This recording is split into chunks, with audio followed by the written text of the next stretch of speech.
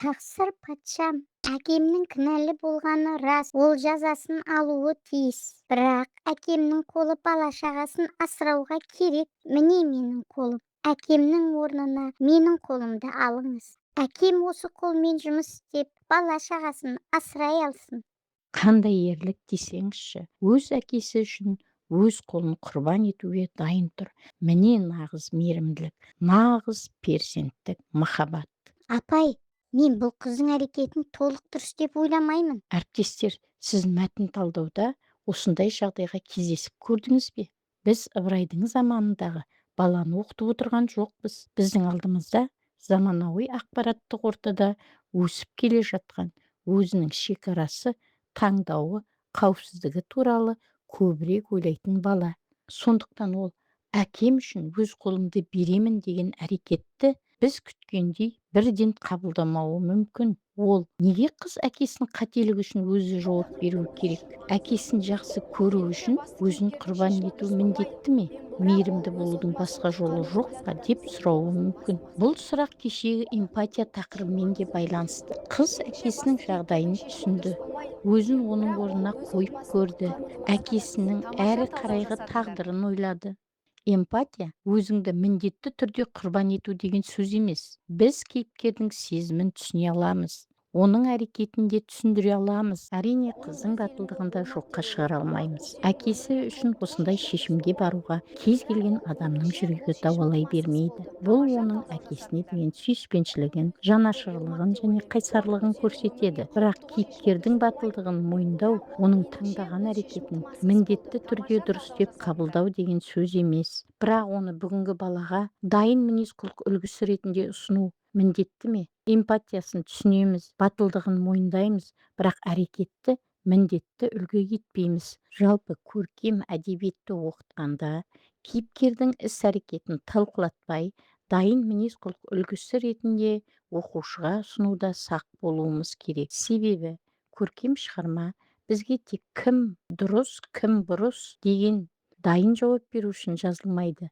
Кейіпкер белгілі бір жағдайда белгілі бір себеппен таңдау жасайды, ал оқушы сол таңдаудың себебін, салдарын, құндылығын және мүмкін болған басқа жолдарын ой елегінен өткізуі керек. Кейіпкердің жақсы қасиетін мойындауға болады, бірақ оның әрбір әрекетін қайталауға тиісті үлгі деп қабылдау міндетті емес. Әдебиеттің күші балаға дайын мінез-құлық моделін беруде емес, адам әрекетін түсініп бағалап, өз таңдауын жасауға үйретуде.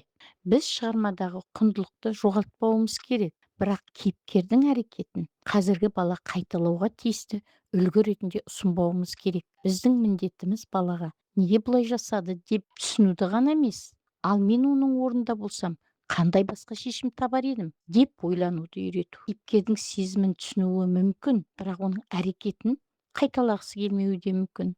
Ең маңыздысы, ол басқа шешім ұсына алсын және өз таңдауын дәлелдей алсын. Ал біз осындай ойлау қабілетін қалыптастыруымыз керек. Қалай ойлайсыз? Сонда сыныптағы 20 оқушы 20 түрлі пікір айтып, әрқайсысы өз көзқарасын қорғап отырса, мұғалім не істеуі керек? Әр оқушының пікірін дұрыс деп қабылдаймыз ба? Оларды бір ғана қорытындыға әкелеміз бе?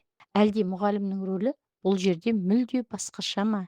Бүгінгі сабақта осы мәселені сіздермен бірге талқылағым келіп отыр. Ал енді осы жағдайды сыныпта елестетіп көрейік. Оқушы: апай, меніңше бұл әрекет дұрыс емес. Осы жағдайда мұғалім не айтады? Көбіміз ішімізден бірден жоқ, олай емес, автордың айтқысы келгені мейірімділік қой дегіміз келіп тұрады. Өйткені бізде мәтіннің жауабы бар, автордың айтқысы келген ойы бар, оқулықтағы түсіндірме бар. Ал бала біз күткен жауапты айтпаса, біз оны қайтадан сол жауапқа әкелуге тырысамыз. Бірақ бір сәт ойланайық. Бала қазір қате жауап беріп тұр ма? Әлде ол бізден өзгеше ойлап тұр ма? Міне осы екеуін ажырату мұғалім үшін өте маңызды. Себебі әртүрлі пікірдің бәрі бірдей дұрыс емес. Бірақ әртүрлі пікірдің болуы қате де емес. Олай болса, мұғалімнің міндеті оқушыны бірден дұрыс жауапқа әкелу емес, оқушының пікірінің қалай, неліктен олай пайда болғанын анықтау. Осы жерде өте маңызды бір айырмашылық бар. Пікір және дәлелді пікір екеуі екі бөлек нәрсе. Мысалы, оқушы меніңше қыз дұрыс істемеді деді. Бұл оның пікірі. Ал мұғалім неге олай ойлайсың деп сұрайды. Оқушы мәтіннен дәлел келтіреді. Кейіпкердің әрекетіне сүйенеді. Өз ойын түсіндіреді. Міне, сол кезде жай пікір дәлелді пікірге айнала бастайды. Сондықтан бізге сыныптағы 20 оқушының 20 түрлі пікірінен қорқудың қажеті жоқ. Біздің мақсатымыз олардың бәрін бірдей жауапқа әкелу емес. Біздің мақсатымыз әр оқушының өз пікірін негіздей алуына жағдай жасау. Бір оқушы мен қыздың әрекетін дұрыс деп ойлаймын деуі мүмкін. Екінші оқушы мен келіспеймін деуі мүмкін. Бұл жерде мұғалімнің кімдікі дұрыс деп төрелік айтуы міндетті емес. Оның орнына неге, мәтіндегі қай тұсқа сүйендің, сенің ойыңды дәлелдейтін қандай дәлелдер бар, басқа кейіпкердің орнына өзіңді қойып көрсең, шешімің өзгерер ме еді деген сұрақтар арқылы оқушының ойын тереңдетуіне болады. Сонда мұғалім пікірлерді өзі бағалап, бірден дұрыс-бұрысын айтып беретін адамнан оқушының ойлауын ұйымдастыратын адамға айналады. Бірақ мұнда тағы бір маңызды мәселе бар. Егер 20 оқушы 20 түрлі пікір айтса, олардың барлығын дұрыс деп қабылдаймыз ба? Пікір айту еркіндігі айтқан нәрсенің бәрі автоматты түрде дұрыс деген сөз емес. Оқушы өз ойын айтуға еркін болуы керек. Бірақ сол ойын дәлелдеуге де жауапты болуы керек. Яғни мен осылай ойлаймын бастамасы, мен неге бұлай ойлаймын? Келесі қадам, ал менің бұлай ойлауымның мәтінде қандай негізі бар?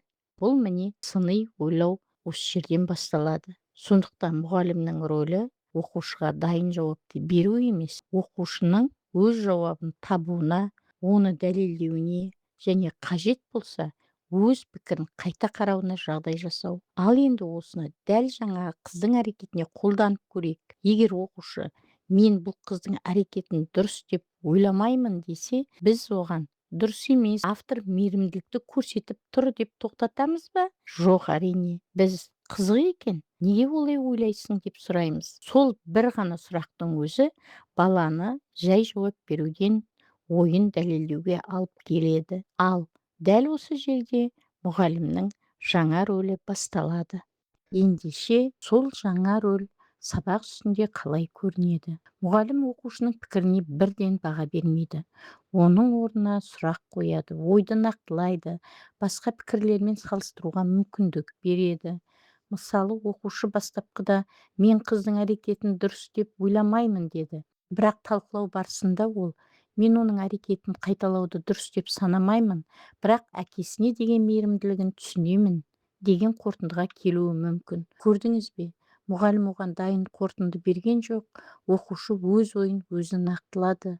Оқушы жаңа дәлелдерді тыңдап, алғашқы пікірін өзгертуі де мүмкін. Ал пікірін өзгерту жеңілу емес. Ал мұғалім сол пікірлердің арасынан дұрыс жауапты таңдап беретін төреші емес.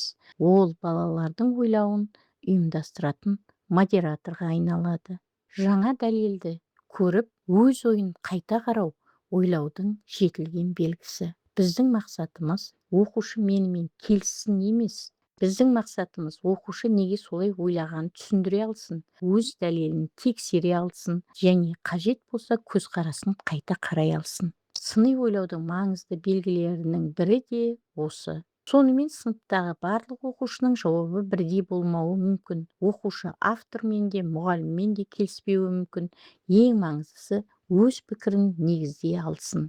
Сондықтан сабақтың соңында бізге 20 бірдей жауап емес, ойын дәлелдей алатын 20 оқушы керек. Ал мұғалім үшін негізгі сұрақ оқушының жауабы менікімен сәйкес келе ме? Емес, ол өз ойын негіздей алды ма болуы керек. Мүмкін баланың дербес ойлауы дәл осы жерден басталатын шығар.